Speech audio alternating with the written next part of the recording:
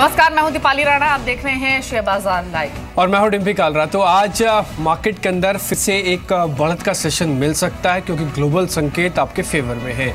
एक चीज जो नहीं फेवर में आ रही पिछले पूरे नवंबर महीने से वो एफआईज, वो अभी तक उनकी तरफ से बिकवाली है 19 करोड़ रुपए की, 19,000 करोड़ रुपए की।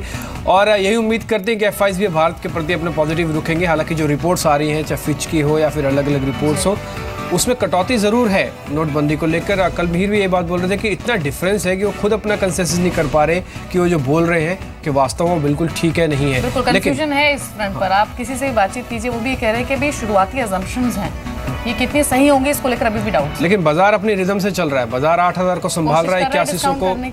हाँ, डिस्काउंट तो खैर कर ही रहा। और दूसरी इंपॉर्टेंट चीज़ है कि मार्केट्स लेवल को अब रिस्पेक्ट देने लग गया है। तो एसजीएक्स निफ्टी के हिसाब से आप देखेंगे, आपको ये समझ में आएगा कि क्यों हम 8200 के पास पहुंच रहे हैं। कल भी हमारे सेशन में ऊपरी स्तर में दबाव जरूर था, जिससे शुरुआत में भी आपको सामने रखा था कि 8200 एक ऐसा जंक्शन है जहां पे शॉर्ट टर्म ट्रेडर्स कुछ प्रॉफिट बुक करेंगे। और वो कल हुआ भी।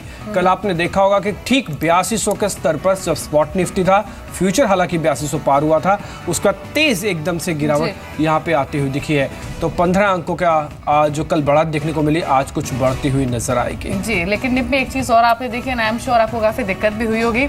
अभी तक सर्दियों का एहसास हो नहीं रहा था, लेकिन आज जिस तरह से फॉग, एक डेंस फॉग देखा गया है, आज पहली बार, मतलब हम दिसंबर में आ चुके हैं और पहली बार ऐसा लगा कि शायद हाँ सर्दी आ गई है। बिल्कुल, सर्दियाँ आ भी गई हैं और अब आपको सावधानी भी ज़्यादा बरतनी होगी। अगर आपकी गाड़ी में प्रॉपर लाइटनिंग नहीं है तो आप उसको भी मेंटेन कर लें।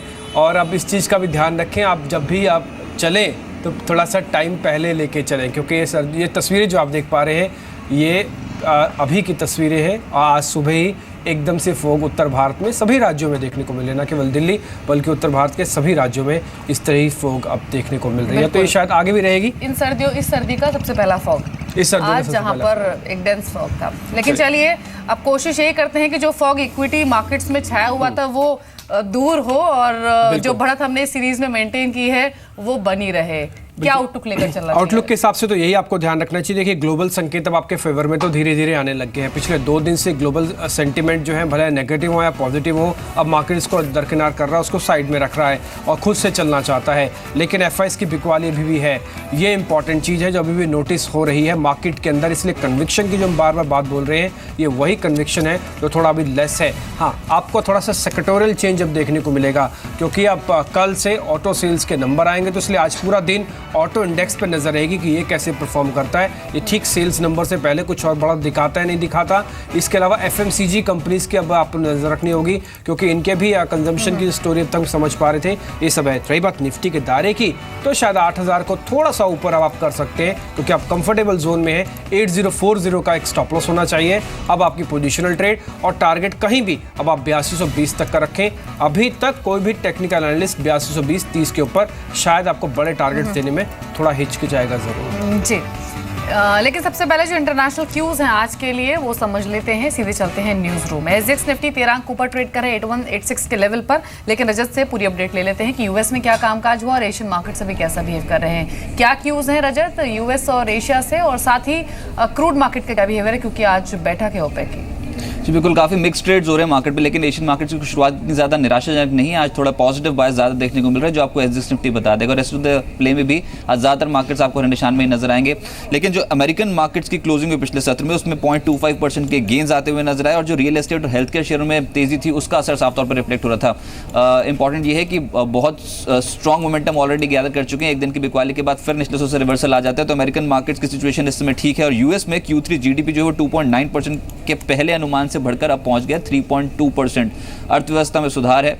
फेड इंपॉर्टेंट फैसला जरूर लेगा अगले हफ्ते में ब्याज दरों में बढ़ोतरी का। बाजार उसको फैक्टर करने की कोशिश कर रहा है, लेकिन मेटल और साथ साथ माइनिंग शेयरों में जो गिरावट हुई उसके कारण यूरोपियन मार्केट्स में फुटसी पे डेंट पड़ता हुआ नजर आया। और यहाँ पर ये एकमात्र ऐसा इंडेक्स था यूरोप में जहाँ पर नेगेटिव ट्रेड ज़्यादा हो रहे थे। कैक और डैक्स की पॉजिटिव क्लोजिंग देखने को मिली। देखिए, अब जो सबसे इंपॉर्टेंट मुद्दा है वो है आज क्रूड, क्योंकि कल पिछले सत्र में 4% का गोता लगा गया और ठीक ओपेक बैठक से पहले इतनी बड़ी बिकवाली देखने को मिली है। अब साफ तौर पर देखिए, सबसे बड़ा बयान जो आएगा वो है सऊदी अरब की तरफ से, क्योंकि पिछली बार जब बैठक हुई थी नॉन ओपेक और ओपेक देशों की, तो सऊदी अरब ने मना कर दिया था उसको अटेंड करने से। उसका साफ तौर पर अभी तक ये कहना है कि अगर वो प्रोडक्शन कटौती करता है तो अन्य मेंबर्स भी करें, चाहे ओपेक देश या फिर नॉन ओपेक देश, उनको कटौती करनी होगी। हाँ, और दूसरी तरफ ईरान और इराक का ये कहना है कि कटौती नहीं करेंगे, उत्पादन फ्रीज कर देंगे पर कटौती नहीं करेंगे, और रशिया भी इसी पक्ष में है कि हम फ्रीज कर देंगे लेकिन उत्पादन कटौती नहीं करेंगे। तो बहुत ज़्यादा मिक्स्ड व्यूज जो वो निकल के आ रहे हैं। अब जैसे जैसे बैठक पैन आउट होती हुई नजर आएगी, क्रूड मार्केट पे आज के सत्र में फ्लक्चुएशन डेफिनेटली देखने को मिलेगी, उसका असर कैस्केडिंग इफेक्ट अन्य मार्केट्स पे भी रहेगा। बिल्कुल, ये शाम तक आंकड़े भी आना शुरू हो जाएंगे। हालांकि ठीक उससे पहले क्रूड के अंदर हमने एक अच्छा स्विंग देखने को मिल रहे हैं, तो इसलिए थोड़ा ट्रेड संभल कर करना चाहिए आपको। $46 के आसपास अभी ट्रेड कर रहा है पर बैरल के हिसाब से इंटरनेशनल मार्केट में, और 3000 के ऊपर डोमेस्टिक MCX के अंदर है। राकेश बंसल इस बीच हमारे साथ जुड़ चुके हैं। राकेश, ओवरऑल मार्केट का कल के और परसों के बिहेवियर की मैं सिर्फ बात कर रहा हूँ, इससे पीछे हम नहीं जाएंगे। 2 दिन के अंदर मार्केट ने जिस तरीके अपने आप को रोका है, संभाला है अलग अलग फैक्टर्स के बावजूद, आप इसको एक विन सिचुएशन समझते हैं और बाजार अब कितना चलेगा? Good morning Dimpy. डेफिनेटली एक विन सिचुएशन है। काफ़ी ख़राब माहौल में थे, अगर आप देखें तो 8000 के नीचे खिसक गए थे, और पिछले 2 दिन में जो रैली आई है एक कॉन्फिडेंस आया है। बट एज ऑफ नाउ ऊपर में देखें तो 80 to 100 एक इमीडिएट रेजिस्टेंस है।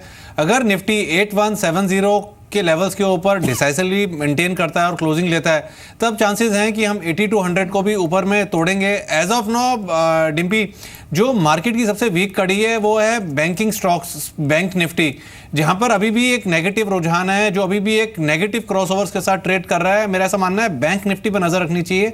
अगर बैंक निफ्टी ऊपर में 18,670 के स्तरों को तोड़ता है, तब ये मानना उचित होगा कि बॉटम इन प्लेस है, और तब एक ब्रॉड बेस्ड रैली शायद देखने को मिले। बिल्कुल, एक कन्विंस्ड और एक ब्रॉड बेस्ड रैली के लिए निफ्टी बैंक की ओर से पार्टिसिपेशन बेहद जरूरी है। लेकिन कल जो डेरिवेटिव्स में अप्रोच रही है ट्रेडर्स की, इंस्टीट्यूशंस की, वो समझ लेते हैं ताकि एक सेंस मिल पाए कि आज कौन से लेवल्स इंपॉर्टेंट होंगे या फिर एक ट्रेडिंग रेंज आज के लिए क्या हो सकती है। कैश मार्केट से तो बिकवाली ही की है FIs ने डिम्पी, लेकिन ओवरऑल क्या सेंस मिल रहा है? कोई इंडिकेशन मिल पा रही है कि मार्केट किस ओर जा सकते हैं? बिल्कुल, देखिए मार्केट ने जो लेटर हाफ में किया, अगर आप उस चीज़ को थोड़ा सा निगलेक्ट कर दें तो आप पिछले 1.5 दिन के अंदर जो भी हुआ मार्केट के अंदर वो स्ट्रेंथ देने वाला ही था। इसलिए ये बात तो बिल्कुल तय है कि बाजार 8000 के लेवल को संभालेगा। देखिए 2 चीज़ होती है मार्केट के अंदर, कि हम टारगेट की तरफ बढ़ रहे हैं कि अपने स्टॉप लॉस को बचा रहे हैं। अभी मार्केट अपने स्टॉप लॉस को बचाने वाली कंडीशन है, नया टारगेट के लिए नहीं है। आप किसी भी टेक्निकल एनालिस्ट, डेरिवेटिव एनालिस्ट से आप पूछ लेंगे, वो आपको ये नहीं कहेगा कि आपको 8400 का टारगेट रखना है, वो आपसे ये कहेगा कि आपको 8000 का स्टॉप लॉस रखना है, 8040 का स्टॉप लॉस रखना है। ये भाषा में जो फर्क दिखता है वो कॉन्फिडेंस और मार्केट्स के डाटा को देख के दिखता है। फ्रेश लॉन्ग बिल्डअप जरूर है मार्केट के अंदर, लेकिन जो कन्विक्शन आनी चाहिए, इसे भी आप राकेश भी कह रहे थे कि बैंकिंग काउंटर्स का पार्टिसिपेशन नहीं है। बैंक निफ्टी पर क्लब हो जाए तो बाजार के पास एक 2 बड़े डिनोमिनेशन हो जाते हैं, पहला तो बैंक और दूसरा नॉन बैंक, दोनों ही चल जाते हैं तो फिर बाजार को छोटा मोटा गिरावट आती भी है, उसको डाइजेशन में आ जाता है। यही आप बैंक निफ्टी में देखिए, कल के डाटा ये शॉर्टिंग बता रहा है, यही इंपॉर्टेंट चीज है। परसों जब CRR की खबर आई तब उसमें अनवाइंडिंग था, कल शॉर्टिंग है, तो एक एक पायदान करके हम सुधर रहे हैं। आज हो सकता है ताज़ा खरीदारी आ जाए। अगर आज ताज़ा खरीदारी आ जाएगी तो आपको कंफर्मेशन मिल जाएगा कि अब हम 8040 को नहीं तोड़ेंगे। ये बैंकिंग स्टॉक से, बैंक निफ्टी से और निफ्टी के डाटा से पता लग रहा है। अब आते हैं हम कि 8200 को पार करेंगे,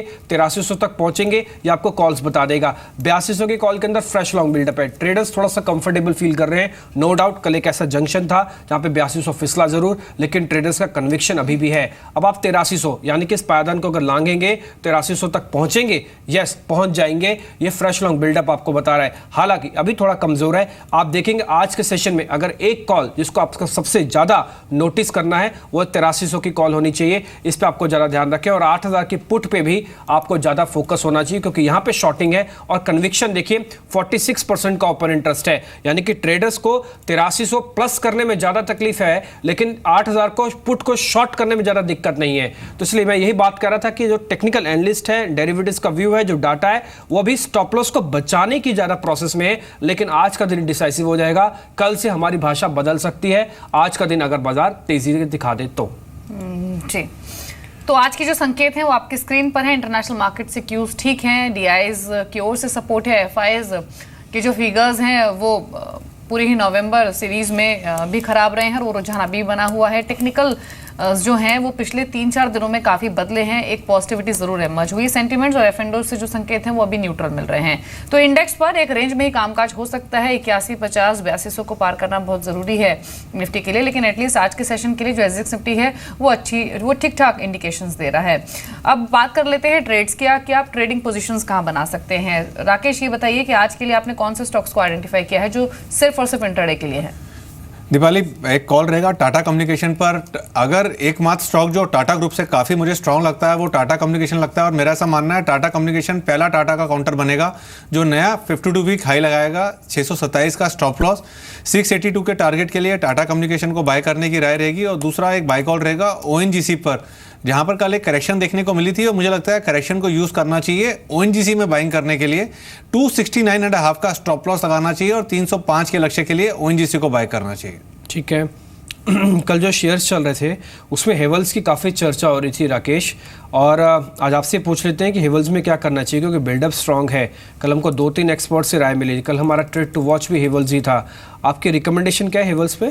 देखिए डिम्पी, हेवल्स में एक positive crossover on momentum indicators देखने को मिला है। नीचे में 332 एक सपोर्ट है और ऊपर में स्टॉक जो है अनदर 354-355 तक की रैली दिखाने का दमखम रखता है।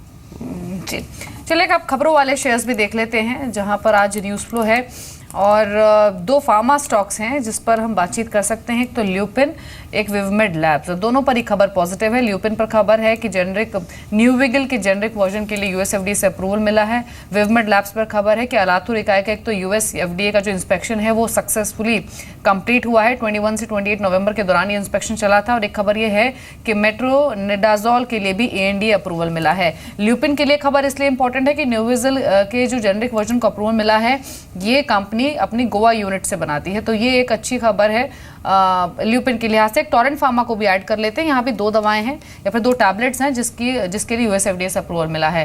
राकेश, 3 फार्मा स्टॉक्स का मैंने बात की, विवमेड लैब, टोरेंट फार्मा, ल्यूपिन, तीनों पर खबर पॉजिटिव है, लेकिन ट्रेडिंग के लिहाज से कोई चुनेंगे आप? दीपाली, तीनों का टेक्निकल स्ट्रक्चर अच्छा है। टोरेंट फार्मा की बात करें तो इस स्टॉक ने 1350 के ऊपर एक ब्रेकआउट दिखाया है। ऐसा लगता है टेक्निकली कि स्टॉक में जो एक बड़ी करेक्शन देखने को मिली थी वो खत्म हो चुकी है।